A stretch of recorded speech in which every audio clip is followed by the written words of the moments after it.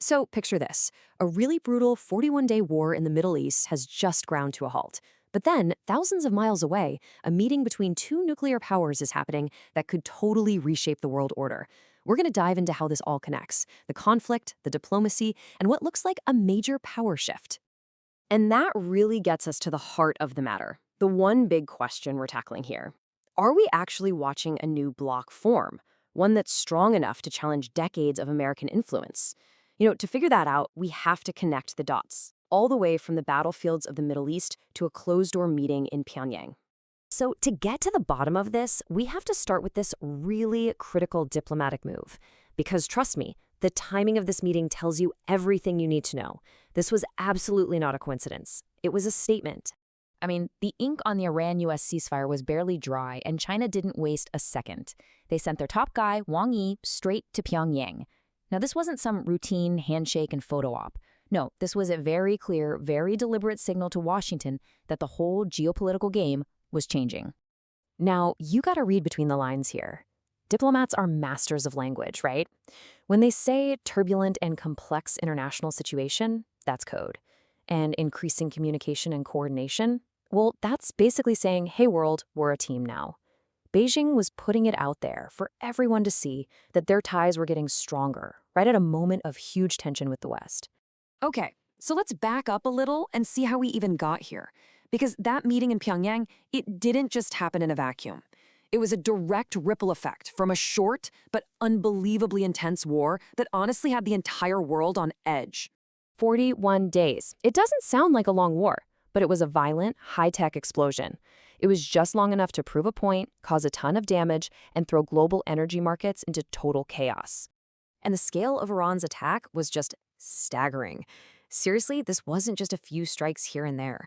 We're talking about over 6,000 missiles and drones. And the targets weren't just American bases, they were hitting places all across the Gulf, from Saudi Arabia to the UAE. Iran was sending a very loud message. If you fight us, you fight the whole region. So from all the smoke and fire of the battlefield, the scene shifts to a conference room in Islamabad, Pakistan. The shooting may have stopped for a bit, but believe me, the war was still going on right there at the negotiating table, just in a much more psychological and kind of haunting way.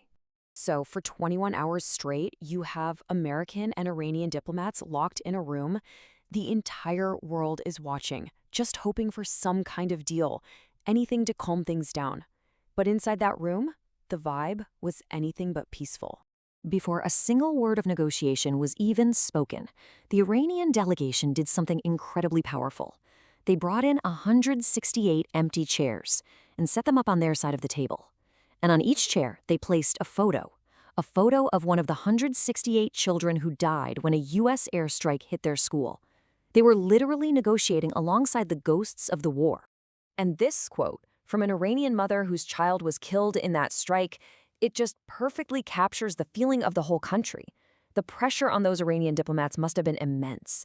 For them, any compromise could look like a betrayal. They were carrying all this national grief and a demand for justice, not just a simple peace treaty. And while one side is bringing the human cost right into the room, the other side is turning up the heat. While the talks are literally happening, Donald Trump puts out this public threat.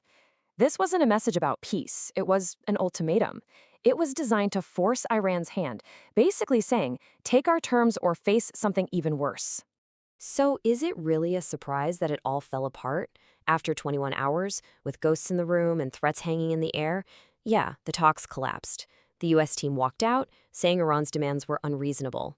And just like that, the conflict was frozen, with no diplomatic fix in sight, and the world was still on a knife's edge. So this leads to a huge question that popped up during the war. How in the world did Iran keep up such an intense, modern fight for 41 days? Well, U.S. intelligence started pointing fingers, saying that Iran wasn't fighting this war alone. According to U.S. intel reports, there was this kind of shadow alliance helping Iran out. And the claims were super specific. China was feeding them intelligence. North Korea was providing missile tech, and advanced Chinese weapons, like these super effective shoulder-fired missiles that are a nightmare for aircraft, were being secretly shipped to Iran. Now, obviously, these are pretty explosive accusations.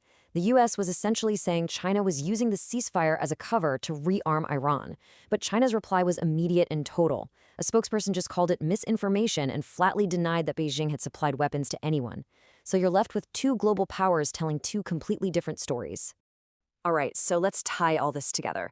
We've got a vicious war, we have failed peace talks, and these huge allegations of a secret support network.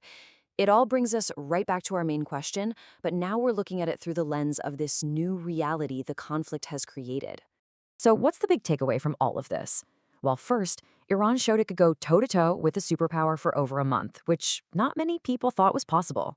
Second, the diplomacy completely broke down, leaving everything unresolved. And third, and this might be the most important part, China and North Korea used this exact moment to publicly double down on their alliance, creating a coordinated front. The challenge to US power isn't hiding in the shadows anymore. And that's really the bottom line. What this whole episode shows us is a defiant Iran, a newly energized Eastern alliance, and a world where the old playbook is kind of being thrown out the window. So the question we're left with, it's not really if US dominance is being seriously challenged anymore. The real question is, what's that challenge going to look like next?